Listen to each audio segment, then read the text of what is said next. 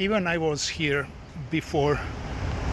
I always like when I'm in San Diego, come to visit the mission and relive the history.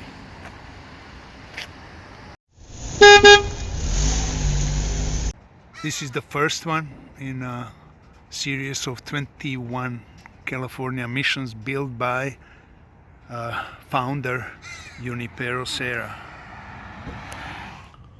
This is inside the garden of the mission, and this is entrance to the church.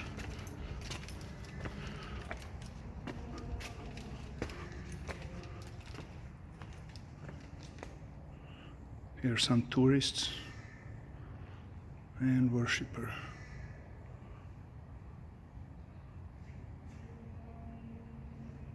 And a smaller garden out of the church.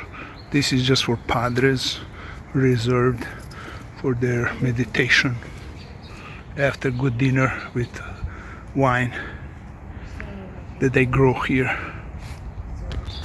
And there's always a statue of Junipero Serra, the founder of the mission system.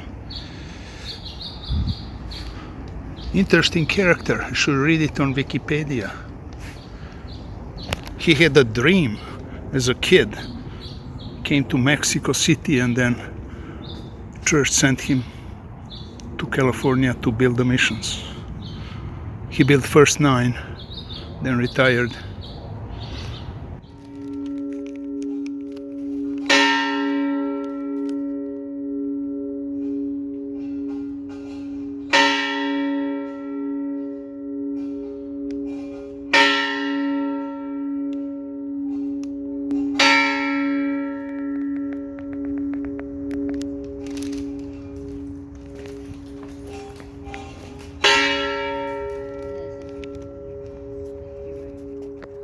These are mission bells that I think in 1930 something some rich lady put all along the El Camino Real, the King's Road that we know as Highway 101.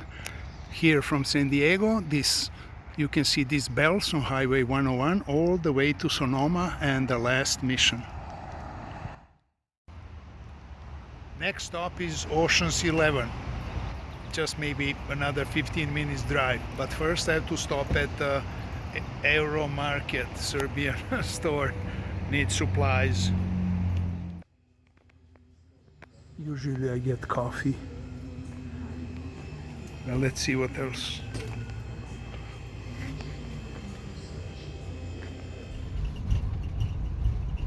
And again we are here at Ocean's 11 Casino. Do I say my favorite?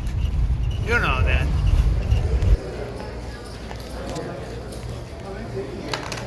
Ocean's 11 and the fan comes. Mr. Vegas, how are you? So you play here often? Yeah, lately. How's the game? Pretty good action. What do you have play? I'm playing 2-3 right now. 2-2, okay. I'm on 2-3, so we'll see. Okay, maybe we'll see you at the table. Good luck.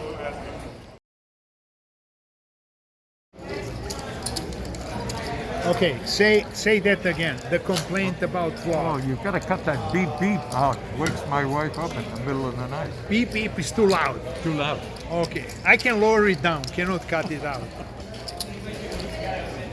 They're everywhere. Yeah. The game started with me having a couple pairs, bucket jacks. That won me like $47 pot. And then a pair of 8s. I got another 120-30. Then lost one, ace 10. And then got pocket aces. This was interesting hand. There was $17 pre-flop. I made it 48. And on my surprise, I got 3 callers. 4 of us see the flop. 7, 8, 3. And somebody bets $39. There's a call, and I said, I'm all in. I had about 300 some. Got the call. So we have here actually a side pot, because $39 guy, he was short stack. Side pot was 262 times 2 of us, $544. I win the side pot. Main pot won by the short stack who had 7-8.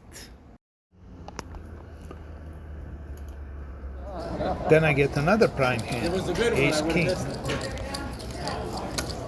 I raise 15 pre-flop, and the players 2 seats on my left goes all in for 103.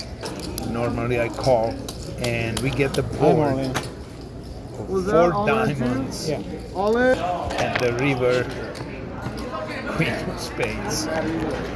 He shows pocket jacks, including jack of diamonds. That's a little loss. About 20 minutes later, there was a straddle, $6. Somebody makes it 23.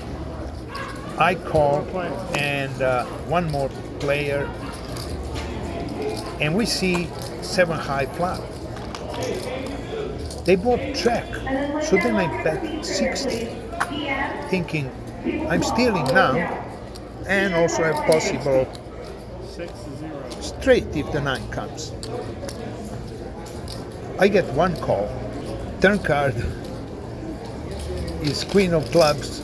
Now I may be losing, but I still have to bet. I pretend I'm happy and push $100. I get a call, and the river is jack. Strange, after my opponent called 100, he checks. I'm happy to check, and I win nice pot.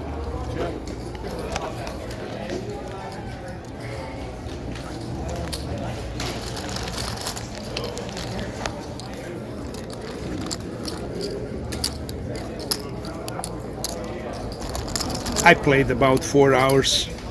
I'm up 350, and that was good enough. And your favorite top 5. The selection for top 5 today is a little bit weird. I decided to give you my top 5 favorite movies by Quentin Tarantino. I thought it's gonna be easy. It turns out it's not. Number 1, my favorite Quentin Tarantino movie is normally Pulp Fiction, the masterpiece. I think the best movie of all times. They're still talking Citizen Kane, but I really don't see anymore the value in Citizen Kane. Quentin Tarantino, Pulp Fiction, number 1 movie of all time. Number 2 is his next movie, Jackie Brown. Excellent cast, excellent story. It's fun movie. It's fun movie. I watch it often, over and over. Now we come down to problems. Number 3. Actually, I have nothing to put on number 3. Number 4 is the same. Nothing. Empty. Blank. Basically, I don't like Quentin Tarantino movies. When I think about it, what can it be? Kill Bill? It's unwatchable for me. It's unwatchable.